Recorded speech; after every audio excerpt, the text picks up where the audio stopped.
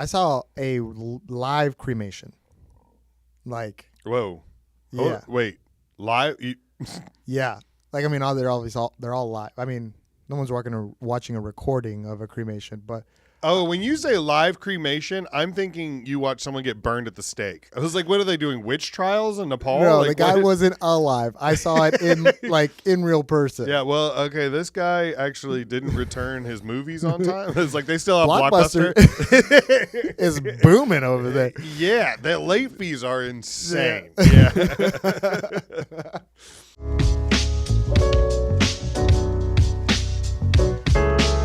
Did you get a new tattoo? I did get a new tattoo. Is that a cat serving sushi? That's it. That's dope. Yeah, I got it All for right. the Asia trip. Somebody asked if it was a murder cat, and that because it's holding a knife. Yeah. But so I'm like, oh man, is that a question? Because it was like a couple hours after I got it. It's like, is that a question I'm gonna have to deal with? Mm-hmm. But no. That's my daughter told me that she was like, I kind of want to get a tattoo when I turn 18. So I was like, all right, give me your arm. And I drew like a squiggle on her arm. And then I was like, do not wash this off for the next 24 hours. She's like, why? And I was like, just don't. And she walked her, and then she came home, and I was like, so? She's like, so many people are like, what's that squiggle mean? What's that squiggle about? And I was like, yeah, that's what having a tattoo is like. You're going to have to explain it for the rest of your life. And I was like, so I was an idiot 21-year-old and didn't really think this through, but I got two hands tattooed on my shoulders. But Like I was you're getting choked out? No, like someone's like putting their hands on my shoulders, like Kinda like this? No, like just like over the top, Yeah. like just like taking, like my dad used to do that when I was like freaking out, and he would like come and be like, hey, it's gonna be okay, like he would like. And so I did it right before my first deployment because I was like, well, I'm probably gonna die anyway. I want to get a whole bunch of tattoos before I go out, and I was really poor, so I couldn't afford a great tattoo artist. And I can't tell you the number of times people have asked me if these are uncircumcised penises. I mean, The thumbs look like dicks. yeah. Like my mother-in-law has asked me, like, are those? Can I just ask a question? Are those penises? And I was like, nah, they're my dad's thumbs. It does. Yeah, it doesn't make sense. I get it. Yeah. It was it's rough. And it's a really big tattoo. Can't cover it up. No, they can't. And I can't unlook at it now. And it doesn't. And even if it didn't look like a penis, if it just looked like thumbs, you're just like, what's the rest? Why thumbs? Yeah. Yeah. No, there are full blown hands in there, Yeah. And it's What if it was just like, I keep it as a reminder to my kids. And like this one, I'm well, you keep probably it because never you can't take it off. Well, yeah, but I mean, like as far as you can get tattoos removed, or you could get them covered up and changed. But like I had a super terrible tattoo on my shoulder, and I was like, oh, I'm gonna get it covered up, and I was supposed to get a tattoo that was stopped like right here, but it was during COVID, so when I got the tattoo, I had to hang my shoulder over the back of the chair like this, and I wasn't allowed to turn around because we weren't allowed to face each other. Oh. That was the only way the tattoo parlors could stay open. You had to keep a mask on, and I had to face this way, and he had to be behind me, like facing a different direction. So like I couldn't see it. And then I was like, man, it kind of feels like you're going pretty far down my arm. And he's like, no, man, it's gonna look good. I promise you. And then I got done, and I was like, yeah, this is not at all what we talked about, man. This is so much different. Was he just eyeballing it? He had a design, but then he was like, I think I need to make it just like a little bit bigger to make sure I cover everything. And I was like, okay. A lot bigger. Oh, it's a lot bigger and like totally different. And I was like, hey, black and white only. I don't like colored tattoos. There's red, there's yellow, there's purple in there. I was just like, damn. Bro, what the fuck? And he was just like, he's like, no, man, I'm layering it. It's gonna look good. And I was like, it doesn't. So yeah, unless it's white, it shouldn't be any other color. If it's a black and white tattoo. Yeah. See, I like that. See, I see that new tattoo, and I'm like, oh dang, I like that. I wish I would have gotten like little small ones. But instead, I'm an idiot, and I was just like, big. Yeah. Every time, big as possible. And then it is kind of, I like it too. I'm very intrigued of how it's going to look because I want to finish my whole arm, but I want it to be little pieces, and I don't know how it's going to look in between. I'll have to do something in between, but I was talking to the tattoo artist about it, and he's like, yeah, you can put like stars or clouds or something. I'm like, all right, but I don't know.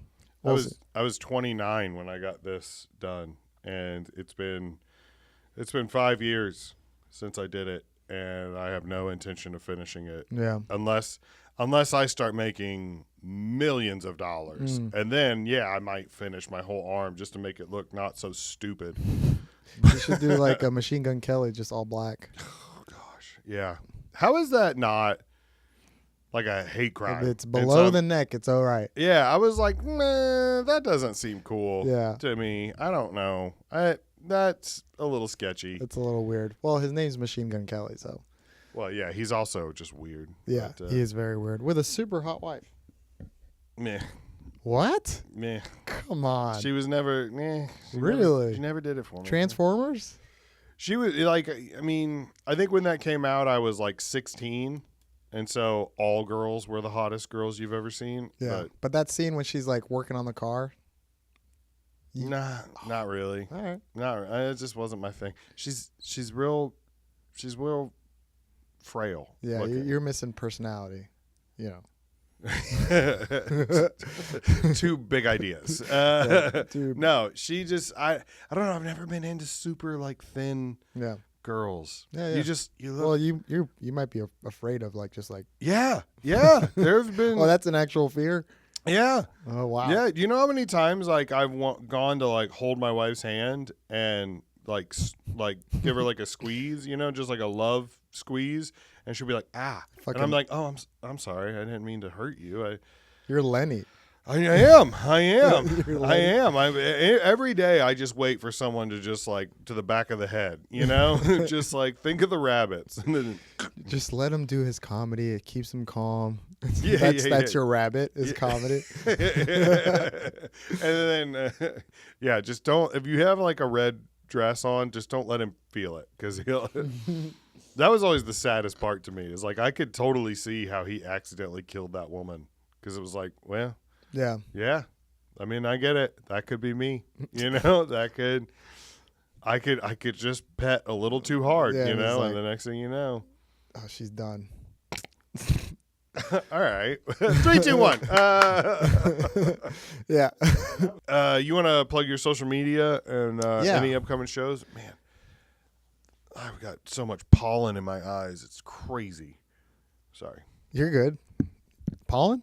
Yeah, it's just like crusty. I don't know. I just feel like my eyes are burning. And pollen? Pollen? Social media, Enzo Comedy. Shows 0. I haven't been around in like 9 weeks. So that's been fun. I've been traveling for a long time. Yeah. But is that what you wanted to talk about? No, I was just saying plug your social media or anything you got coming up. That's just my standard, what I say to everybody. Oh. But yeah, I wanted to talk to you about your coming trip. Up. Well, that's fine. Yeah. That's good. We're happy you're back. Yeah, man. We did miss you. It was, I'm not going to lie, our Thursday writing sessions really trailed off after you left. Yeah. Dang. We kept it up for a couple weeks, and then, I don't know, it just didn't, I don't know, it just kind of fizzled out. Yeah. Every week I'm really hoping that we get back into it, but for some reason. Yeah, so tell me about your trip, man. All right, so you were gone to not only Japan, but you did Nepal. Did you do Thailand? No, I did Japan, Korea, Vietnam, Nepal, and then I finished the trip in Colombia just because I had a wedding. But in Asia, those are the 4 countries: Japan, Korea, Vietnam, and Nepal. And I was gone for 9 weeks. And it was nuts. It's crazy. Explain to people like why you were gone for so long. Like what your fiance and stuff. Like, yeah, because it is a long time. Backstory. It is a weird, like, not many people can just travel for 9 weeks. But my fiance and I were self-employed, and she runs group trips. And when she picks a group trip or a destination of where we're doing a group trip, in this case it was Nepal. We actually did Mount Everest Base Camp. And doing Mount Everest Base Camp, we were going to go to Asia, and we've always wanted to travel to Asia. And we're like, you know what, why don't we make this like a big trip? And like, since we're already going to be over there, it's a 16-hour flight to get there. It's like, why don't we just like make a whole ordeal, you know, record a bunch of content, pump up the YouTube channel so we can get some more eyes on the travel business. And that's what we did. And we decided to hit all those countries right before our trip to Mount Everest Base Camp. And that's when the official group trip that we run started in Nepal. So, but before that, we were just kind of like doing touristy stuff, messing around. Oh, that's cool. Yeah. So I mean, a lot of it was vacation. A little bit, like 18 days was like real work while we were like leading the trip. But other than that, we were just being tourists and traveling. So when you were in Japan, that was just the vacation part of it? Yeah, it was a vacation, Japan, Korea, and Vietnam. That sounds like so much fun. It is. But it was a lot. What parts of Japan did you go to? We did Tokyo, Hakone, and Kyoto. Okay. And it was really cool because we got like a mix of everything. Like we started in Tokyo, and Tokyo is like humongous. 44 million people. 44 million people and only one comedy club. There's only one comedy club in all of Tokyo, and it's an English one. There's no like Spanish one. That open mic list must be insane. Yeah. And, well, it's just people from all over the world. Yeah. And it's like the same guys because not a lot of repeat customers come. It's mostly just like tourists that are traveling to Japan because it's an English comedy club. So every time you get people, they're pretty much just stopping by Japan. So you're getting audience members from all over the world and comics from all over the world.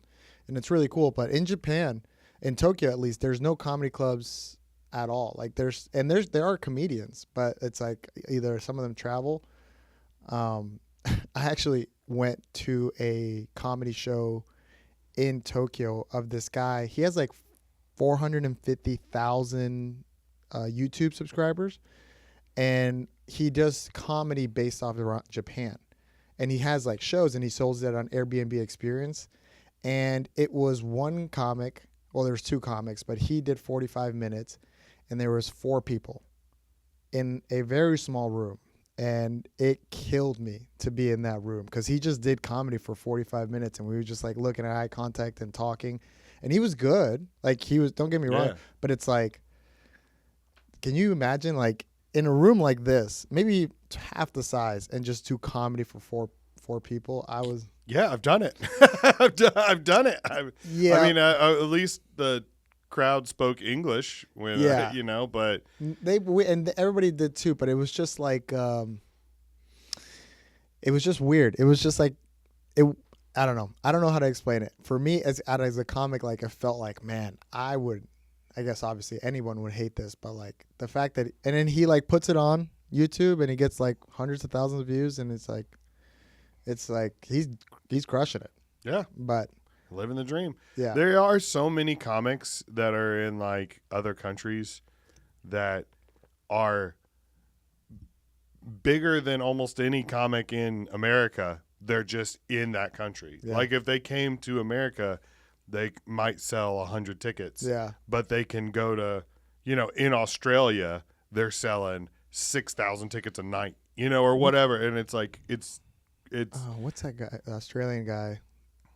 It's dope that the people just find their niche, and they're like, hey, this is where my fans are. This is where I'm going to be. Yeah. So I don't know. Shout out to that guy in Japan. Love it. I mean, do it. Yeah. Do your thing. Well, and so Tokyo was like a very hectic, crazy place. Not in a like in a bad way, but there's so much extreme. Oh, did you hear that? That's me, I think. Oh, yeah.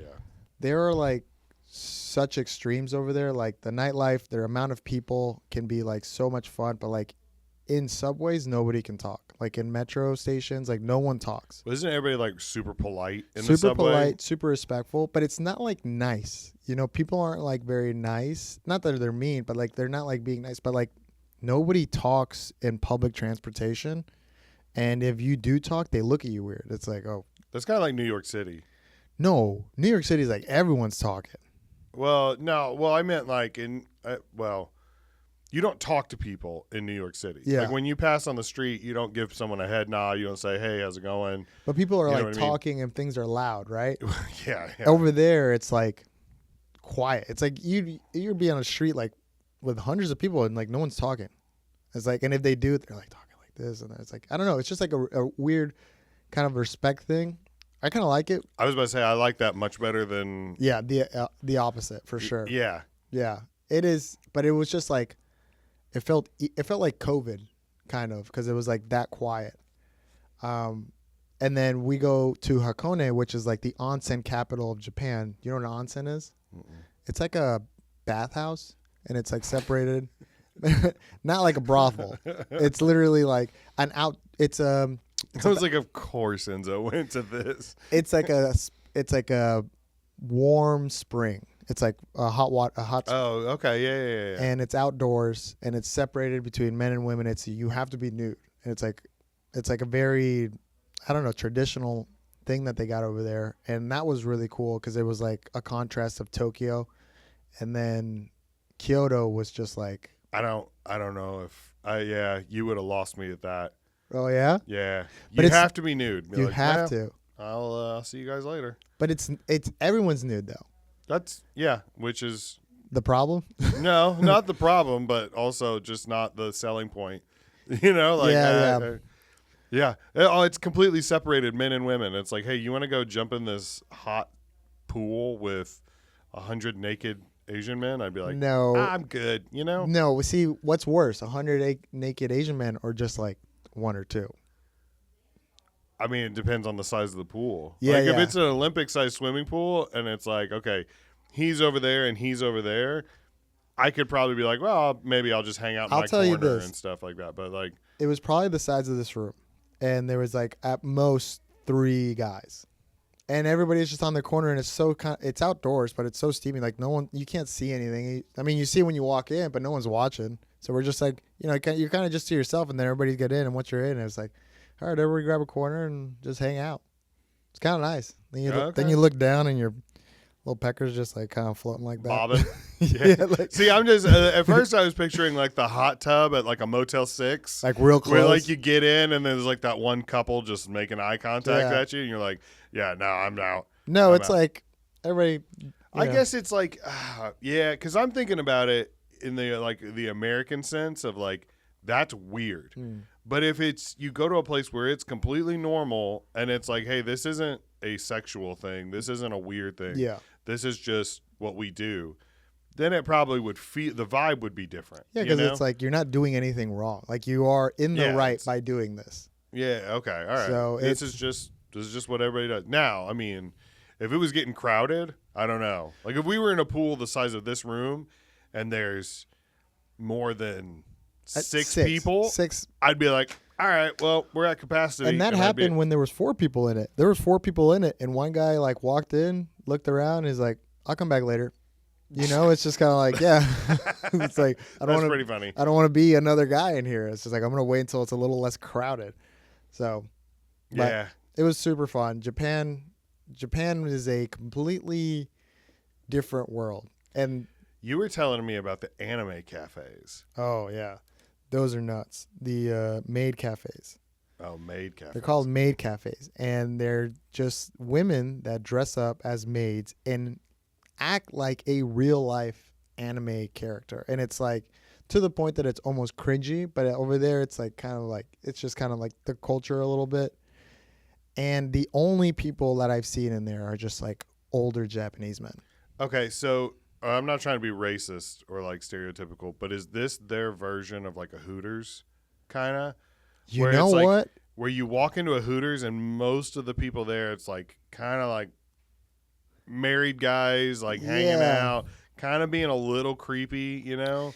It's, man, I didn't think about it like that, but it could be. It's like if Hooters served tea. You know what I mean? Like it was kind of like that. It is like Hooters, but it's tea and it's more covered up, but it's like they're just trying to be like anime characters and jumping around, and sure they're wearing like not like a sexy maid outfit, but it is like It's a smaller maid But outfit. it's not sexy. Yeah, exactly. And it's just like, I saw it, and I'm like, some guy, older Japanese man was leaving it, and she was just like, bye bye, like that's not all the way into the end, and then she turned around and she was just like, and I'm like, oh, that's the real of it. Oh, yeah. You know As what I soon mean? as I saw that, I would be like, Yeah. domo arigato, thank you. 'Cause it's leave a tip and then be like, I'm sorry. Yeah. I feel bad. Oh my god, that happened to me. I was in Kathmandu, and we were like about to start the hike, and I'm like, you know what, I'm gonna get a massage because massages over there are very inexpensive. And then I got a massage, and it was like at night because it was like after dinner, and the girl that came out to give me a massage just looked so tired, and I'm just like, Tired, but the kind of tired sleep doesn't fix. yeah, you know? exactly. And I'm just like, oh, dude, like I don't want to be here. And then I'm just like, oh, I need a massage because I'm gonna go walking tomorrow. This girl's been giving like massages since 9 a.m. and it's like 8 p.m. Yeah, and it really like takes the idea of like, I don't know, of just like, oh, I'm just gonna. Oh, this is relaxing. Yeah, and it's just like all that. This is so a couple years ago, like I've got a really bad back and a bad shoulder, and a couple years ago for Valentine's Day, my wife bought me a massage. And every time I think about going to get it, I'm like, that'd be so nice. I think about, I'm just going to lay there and somebody has to just like rub me. That's like servant type stuff. And that makes me so uncomfortable because it's like, I'm not that person. I don't know. Yeah, think of it as like a muscle restoration. If you think of it like that, it's like, okay, it's like, this is because I'm an athlete. I'm an athlete. I need to recover. Okay. Well, if we're lying to ourselves, Yeah. I mean, yeah. Well, and for me, the reason that I felt a little weird was because of how inexpensive it was. Because like if I'm paying someone $100 to rub me down, like fucking rub me down, but like I'm paying $13, and I'm like, it's a lot of money for them, but for me, it's like nothing, and it's just kind of like, oh, all right. It's like, I don't know. I guess you're right. I'm not that type of person, but it was, I mean, I did get a massage every other day. It didn't stop me. I just felt a little bad. I mean, $13. It was like, yeah, it didn't stop me. But the last one was like, all right, I'm done. Like that one that I told you the story of, like she looking so tired. It's like, all right, I don't need him. I've had like 12 massages in a month. I'm like, I need to relax. I can get it though. I mean, because you were backpacking and like traveling and stuff like that. Yeah. Which that does sound like a lot of fun, to be honest. It is. Because I was watching your stories and stuff like that as you were going, and there's part of me that like, I don't know. I want to do one. So my mom, my aunt, and my wife are doing this. I don't know what it is.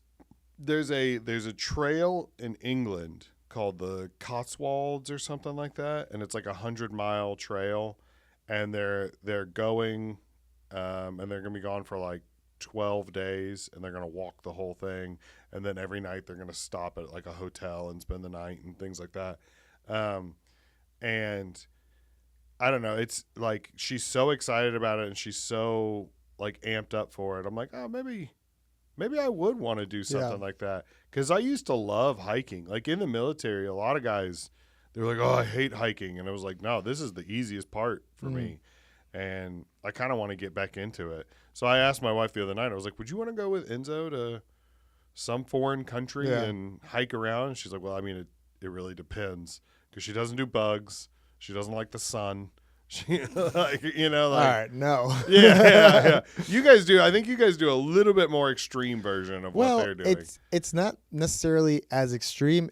The word I would use more is remote, because it's like we're staying in places where the views are so amazing that it's not like right off the road, right? So like we have a hike that we're doing in August. It's called Tour de Mont Blanc, and we're hiking through the Swiss Alps. It's like there's like one mountain, and the trail is around the mountain, and it's crazy because each corner is like a different country. So we go Italy, France, Switzerland, and so like, cool. And we're just walking around this mountain, and so like, you're going to be staying at these places called refugios, which is just like a bed, and they feed you and it's really good food, but it's just like a bed and then you share a bathroom. So it's like, and then you're walking, you may have bugs, you may not. So it's like, it's a real like type 2 fun. You know what I mean? Like it's while you're doing it. Type 2 fun? You heard of that? No, you never heard of never type 2? heard of type 2 fun. Type 2 fun. Diabetes is the only type 2 I know of. Type 2 fun is when like type 1 fun is it's fun while you're doing it and it's fun when you look back at it.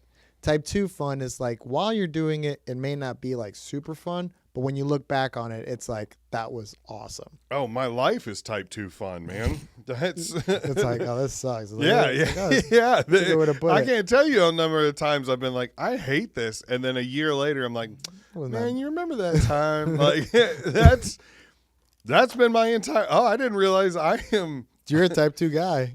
Yeah, I think I got type 2 in a couple ways. That's funny. Yeah, that's I funny. like that, man. Okay. Well, you know what? I'm back on board. I think we could do it. She's not like a by all means. I hope that didn't come across as her being like a sissy. Like No. she's a redhead. She gets very sunburnt very easily, but she is like tough, like mentally, and she will. I think she could easily do it. Like we went and we hiked a mountain in Colorado one time, and my dad and I quit long before she did. Yeah. She was very disappointed that we didn't get to do it. And I think she's still disappointed. And I want to go back just to do it. Yeah. And be like, hey, yeah, I'm sorry I let you down the last time. And Well- I'm not gonna lie, it still kind of haunts me a little bit that I failed her on that. Buddy, I didn't make it to Mount Everest base camp. I got sick. Mm. I got like severe and that Altitude sickness? no, food poisoning. Oh, yeah. So and I on the way back I felt that shame. I was like, damn, I didn't finish it. But like I got like the hike is like 14 days. 14 days. And like on day 10 we stayed somewhere and I ended up a veggie burger. Out of all things, like 6 of us had veggie burgers and 3 of us got sick. And the reason you get sick when you're up there is because like at this we're at 14,000 feet. yeah.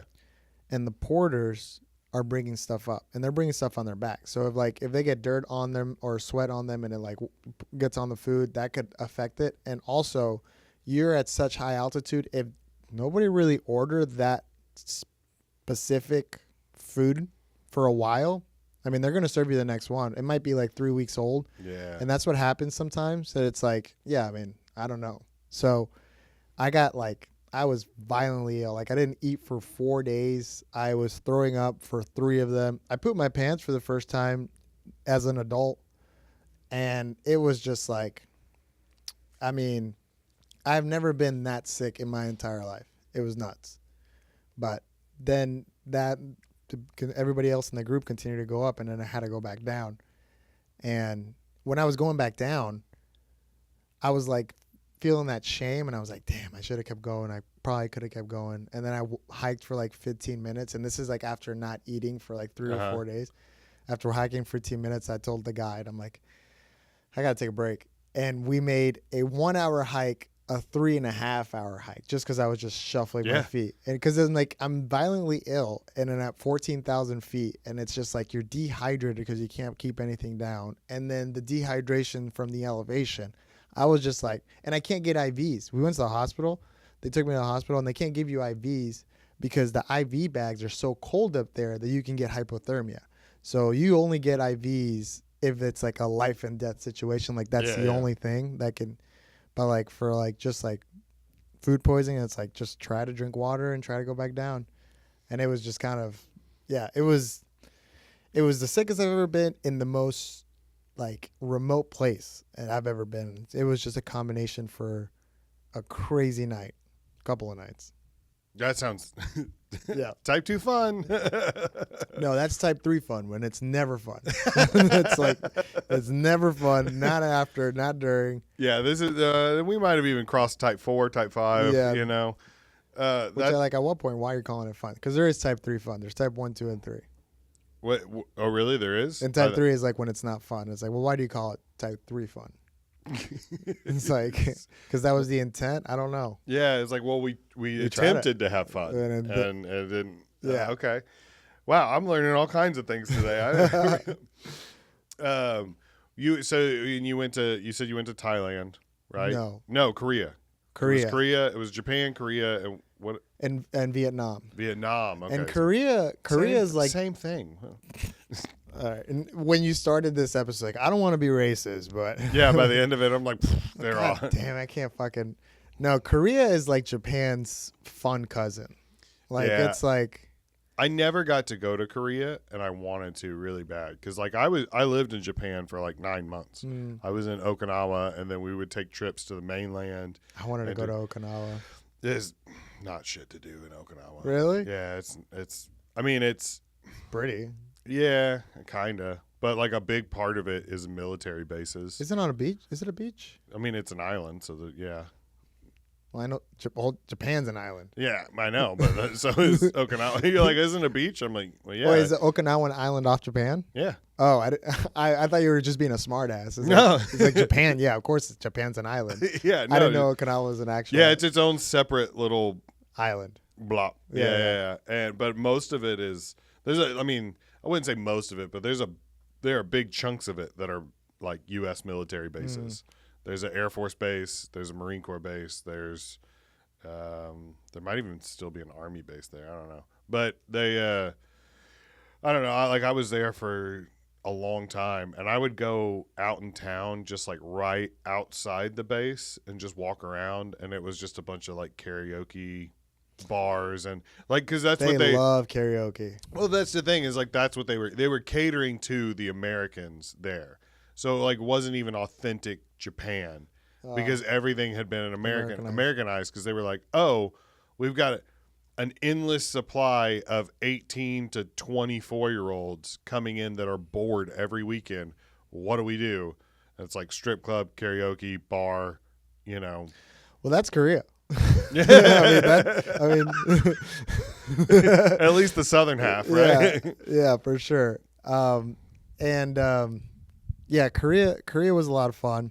It was like, is that your mic or is that my headphone? You can hear it too. Oh yeah, it might be yours. Try plugging it. I don't know what is. Oh yeah, Jesus. We gotta fix that. Korea's fun. I liked Korea a lot, and I liked it because we had like our own. Melanie used to teach English in Korea like 10 years ago, and then she met a friend there, and we got in touch with that friend while we were over there, and she got to show us around, and we saw like real Korea. It was really, really cool. It was out of all the countries that I went, it was like the least amount of things that I did just because we were so beat from jet lag and Japan. And then we knew Vietnam was going to be crazy. So we didn't do that many like crazy things over there, but we did have like a guide. I had got injections in my knees in Korea. I got some cortisone shots because it was like $130. And it was, bro, I mean, I know the U.S. has really bad healthcare systems. Yeah.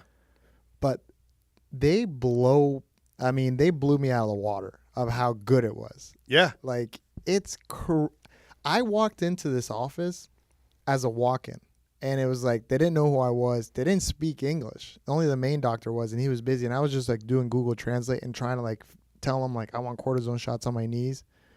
And they had a poster of it on their wall, and I'm like, that's what I want. And after like 20 minutes of talking to them, they just let me in. They gave me x-rays. They didn't find anything in the x-rays, so they're like, we're not going to charge you for the x-rays. Let's do an ultrasound. And then the ultrasound, and I have like a bunch of liquid in my knees, and they were going to like retract it, but I'd have to go to a different... Bursitis? Is that what it is? It was a fusion. It was like an E-fusion or a fusion. I don't know what it was, but there was liquid in my knees, and they're like, well, we can't... The main doctor was like, we can't take it out because we don't have the stuff here, but we can give you cortisone shots.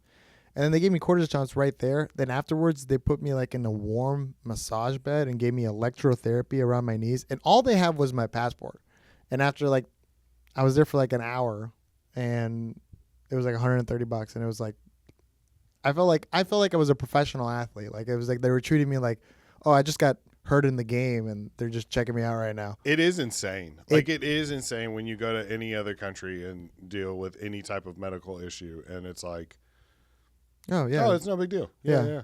It's like here, it's like, well, you got to make it. Is it your first time here? Well, that's a different appointment. That's going to be further back. And then to deal with insurance and to schedule something, it's just like they're like, oh yeah, well I know we said we'd cover it, but actually, no, it's not. And it's like, why? Like we went to England 2 years ago ish, and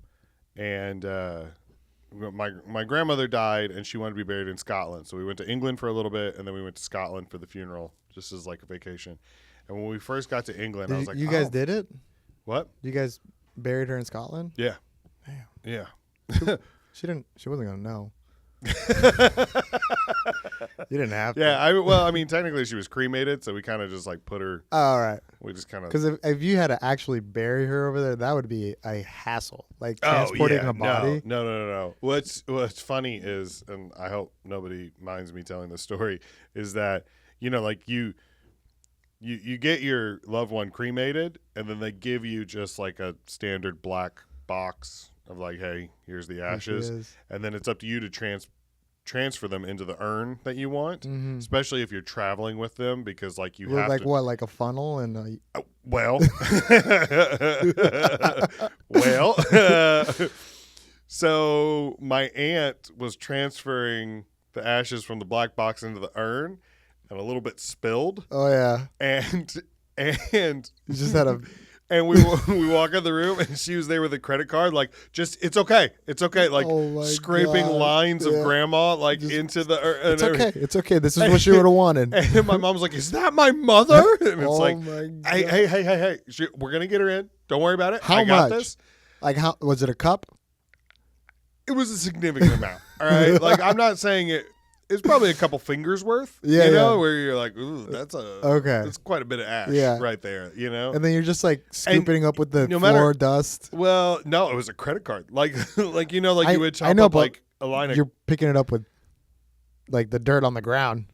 I mean, after a certain point, you're like, okay, well, I've got as much in there as I can, and then you... Yeah, just kind of like...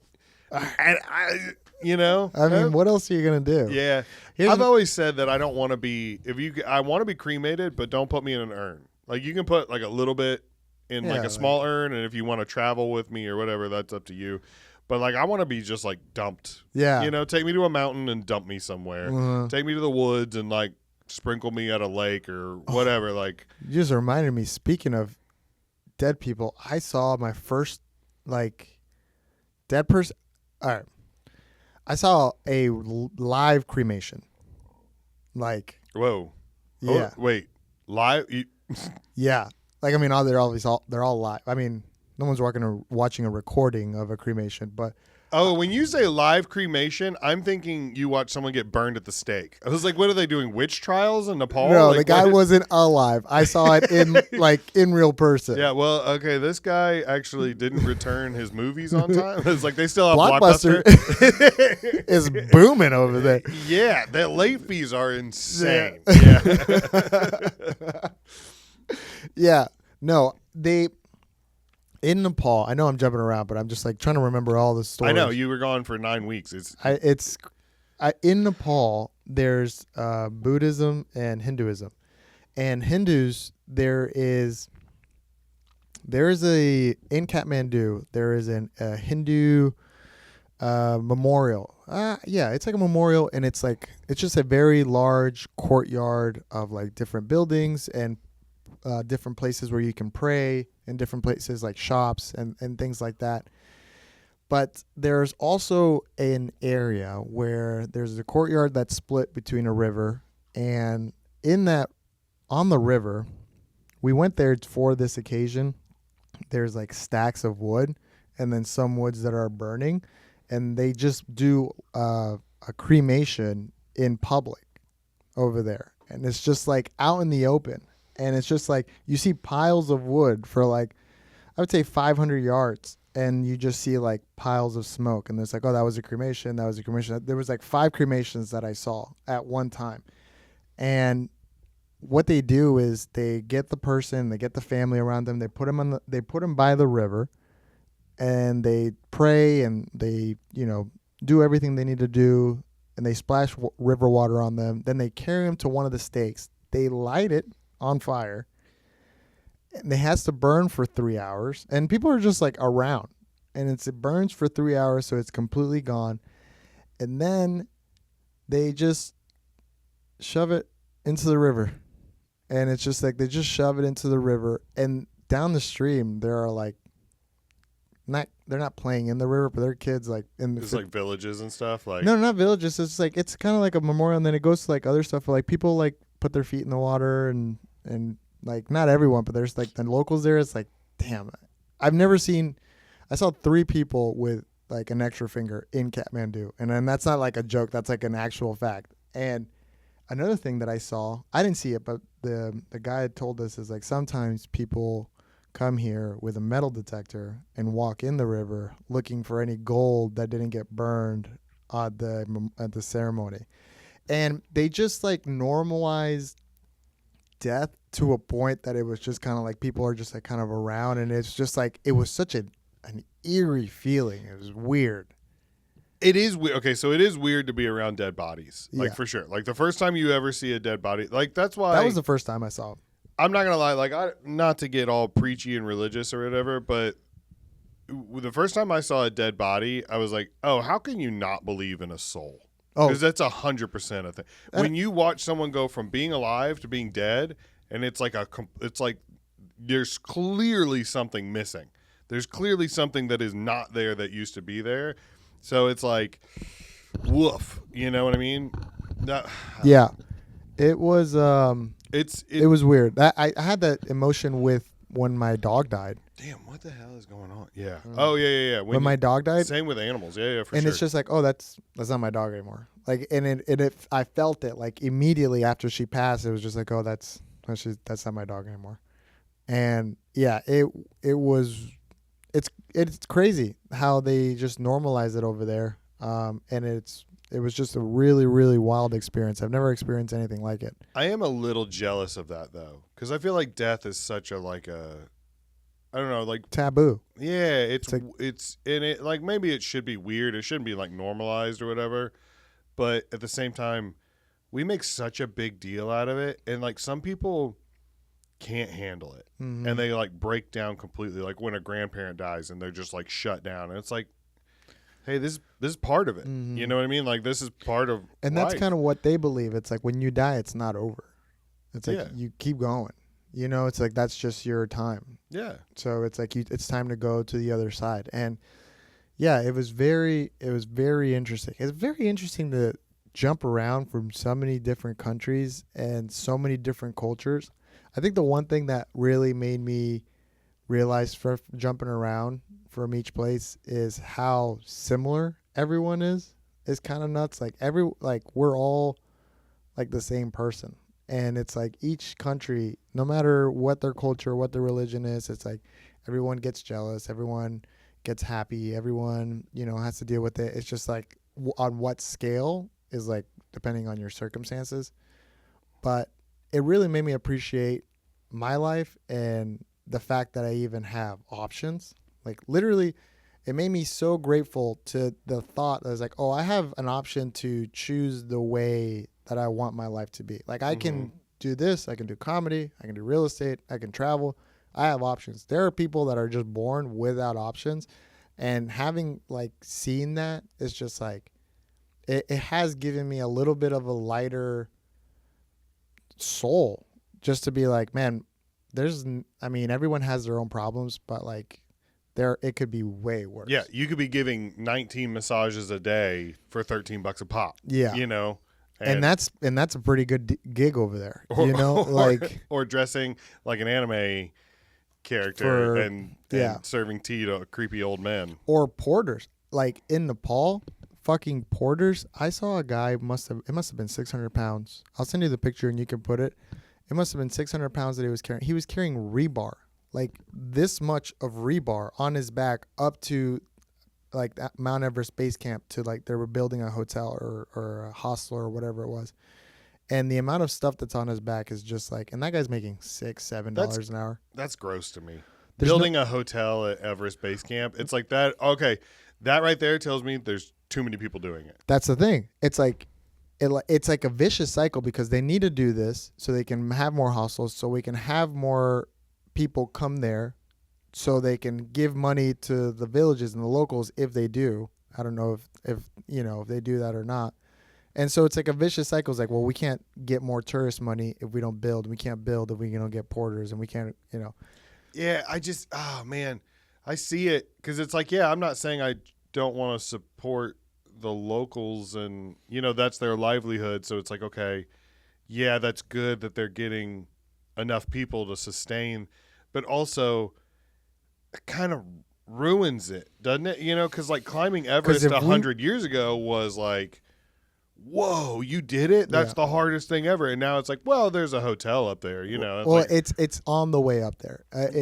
But regardless, I exactly like. I don't think it's balancing on the peak. You know what I mean? Like it's 700 people a year climb the peak of Mount Everest. They summit Mount Everest. 700 a year. That's a lot. Yeah, that's a lot of people. And I thought about that. Like I looked at these people and I looked at these yaks that are fucking just getting like whipped up this mountain and down this mountain. And it's like, well, there's no other way to get it up there. It's like, well, yeah, they wouldn't have to if I wasn't here. Yeah, they wouldn't have to if nobody else was here. They wouldn't have to do this. Yeah, but so it's just kind of like, damn. Because like when I was when we were all doing Everest Base Camp, you carried like your day stuff, like, and then you had like a yak do it, and the yaks, that's all they do their whole life, so they don't know any different. But it's just like some people treat their yaks really poorly, and I'm like, and I had to see that, and a lot of people had to see it, and I literally had to just like turn away because it was just like sad. Some people like treat their yaks good, and of course you gotta fucking get them up there, but like sometimes I saw, I'm like, damn, this wouldn't be happening if nobody else was here. Yeah, and it's like, again, it's like that vicious cycle.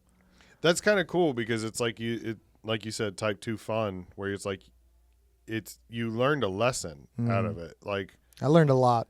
Yeah, that's cool. That's what the military taught me 3 lessons of like, A, check yourself. It can always get worse, So yeah, dude. Like don't do the, oh, I can't believe this. I'm so. It's like no. Just wait. Mm-hmm. You think it's bad, it can get much worse.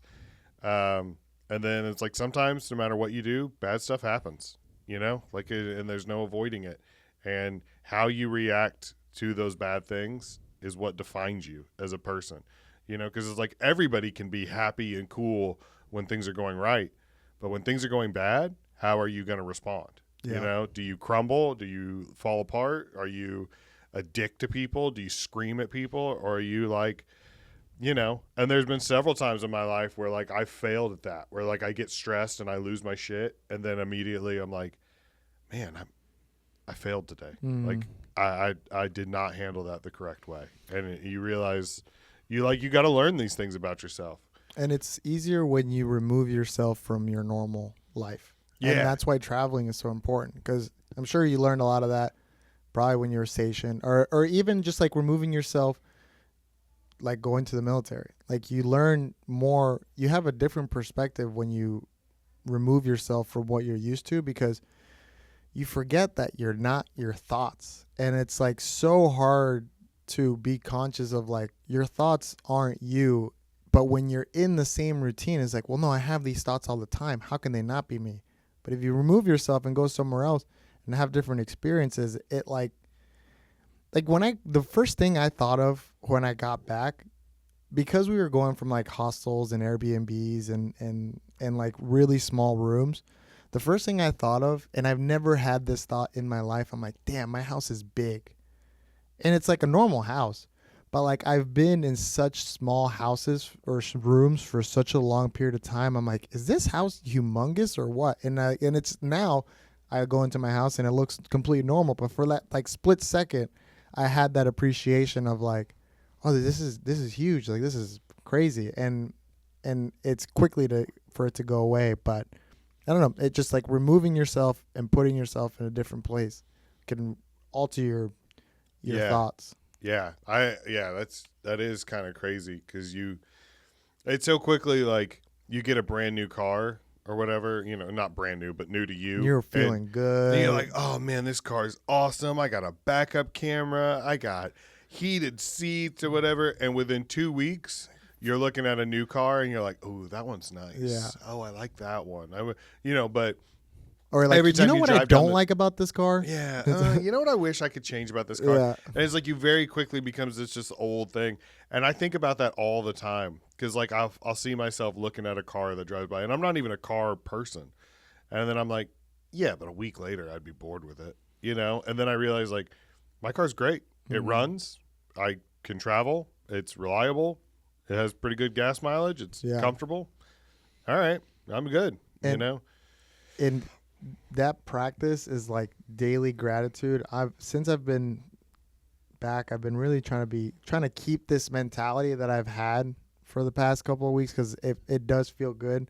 And what you're saying is like, oh, I like my car. There's nothing wrong with it. It runs good. It's like that gratitude, like done day over day, can really like make you feel really good. I've been trying to get back into it because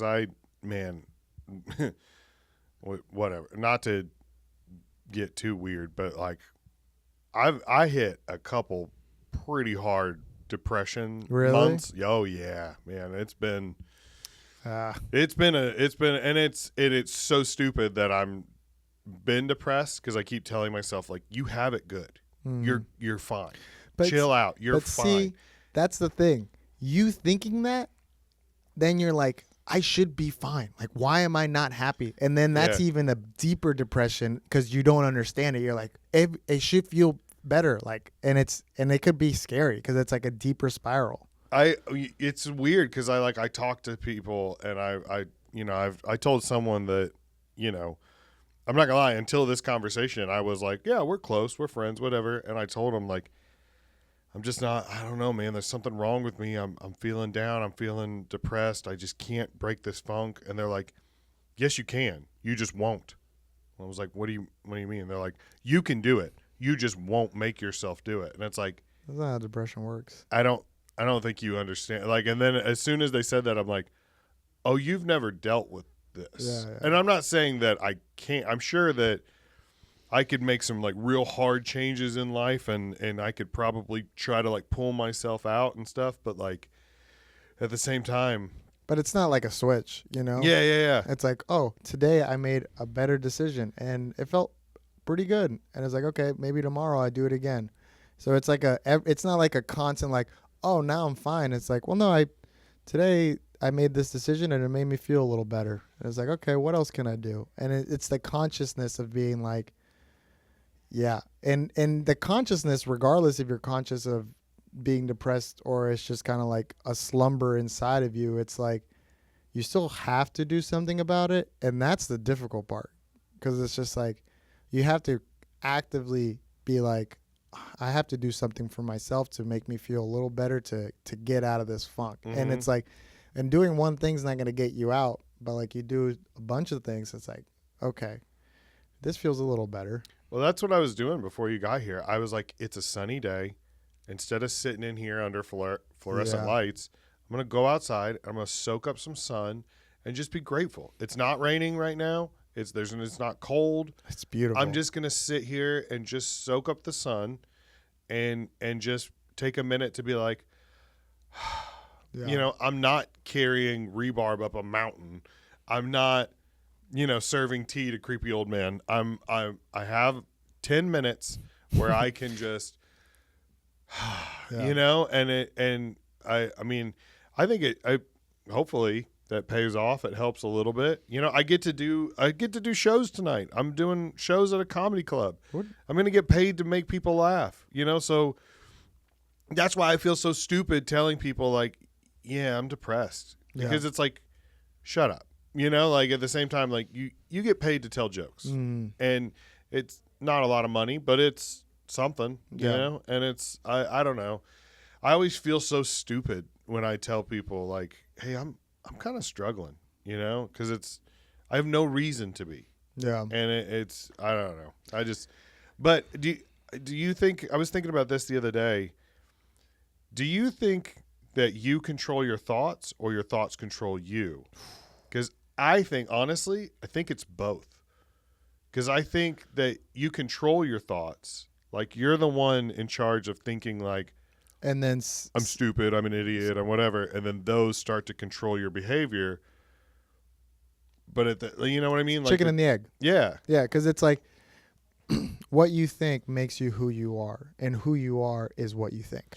Well, I read this book called Unfuck Yourself recently. Have you read it? I have not read it, but I've heard of it. It's pretty good. It talks about there's this thing called neuroplasticity where your brain will take on like this loop of thinking of where, like, if you tell yourself like I'm stupid, I'm fat, I'm dumb, whatever it is, then it becomes easier for you to keep thinking that way. It's like when you sled down a hill. Like the first time you go down a hill, there's no tracks, so the sled kind of gets stuck and you have to kind of like pull it along. But then once you've done it like twice, there's already a groove, and it's like going to keep going. That's the a great sled analogy. will find that groove or whatever, Yeah. and then it's up to you to like make a new path. Yeah. And it's gonna be hard to get out of that groove. Mm-hmm. Pete Holmes said it the best. He was like, words are spells. Words are spells, and they matter. So what you say matters. And if you're beating yourself up mentally, verbally pick yourself up, because that's how you make that new groove, And he also said this really cool thing. I've been really into Pete Holmes because he's a hilarious comedian, but also like such a spiritual person and and a religious person too. And I love that he's religious and also has both point of views. And is just very understanding, but he also says, like, when you're dealing with people, like, you are just another me, right? So it's like, oh, you're me with different decisions. You're me with different parents, but you're still me. And when he talks to people and he's like runs into altercations, or maybe just people aren't having like the best day, it's like, oh, that me is having a bad day. And it like literally like disarms you, because it's like that dick is having a bad day and he's putting it out on me. It's like, that's not fair. But then if you're just like change the verbal as like, oh, that me is having a bad day, and you're conscious of it, you're more empathetic. And I did it yesterday. I went to a restaurant. This guy was like not letting us go back in because we sat outside, but then it was thundering and the baby was crying. And I was like, all right, we're going in. And then he started being like rude the entire time. And then I was like, that me's having a bad day. And I was like, all right, you feel a little more empathetic. And so this has become more of like a psychology podcast than a comedy podcast. But like, I do like the idea of like, we have to verbally treat ourselves right. I used to have a coach that used to say, don't beat yourself up, Peach, you're going to bruise. And he would say that. And it's like, and if you think about it, it's like, yeah, if you beat yourself up, you're going to bruise, and you're going to be a bruised peach. Yeah. He got fired for hooking up with students. It's so funny how like those are the like you're that's so on brand though, that like there's always a mentor that you have. You're like, man, I love this guy, and Dude. then you find out something terrible about him, and you're like, And it sucked because it is terrible. But like when I was in high school, I was like, oh, I get it, because like he was like he was having a relationship with students after they graduated, but it was just kind of like there was nothing foul in play, and then but the school found out, and yeah, it was unfortunate, but it's like the baths in Japan. It's like, what? This is just our culture. There's nothing wrong. It's like, he was European. Oh, okay. Well, yeah. Yeah. And so and that's the thing. And it just kind of sucked because he was a mentor. Like he was my favorite mentor, and it didn't change my perspective because I'm just kidding. Fucking nice. When I saw her, I was like, I get it, man. Well, no, because I was in school, and then I found out like all the the relationships, and I was like, oh, what? He hooked up with that girl? She was so hot. She graduated like 3 years ago. We're gonna clap that out. Yeah. You want to plug your social media real quick? Yeah. Jax just said he got here, so. Yeah, Enzo Comedy. If you want to follow our travels, Melanie and I's, you can follow us on YouTube at the Travel Light Adventure Duo. It's a working title. And yeah, this was fun. We barely talked about the trip. We just talked about life, and we did cover a lot. I mean, we covered the trip for probably about 40 minutes, and then we got into. Yeah. But also what it taught you, and like your perspectives have changed and stuff like that. Yeah. That's part of the trip. That's not bad. Mm-hmm. Okay. All right. Well, thanks everybody, and appreciate you watching. We'll see you next week.